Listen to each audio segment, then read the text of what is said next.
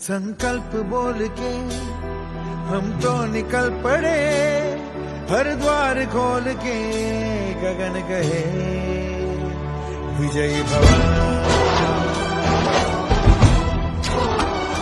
विजयी भव, गगन कहे विजयी भव।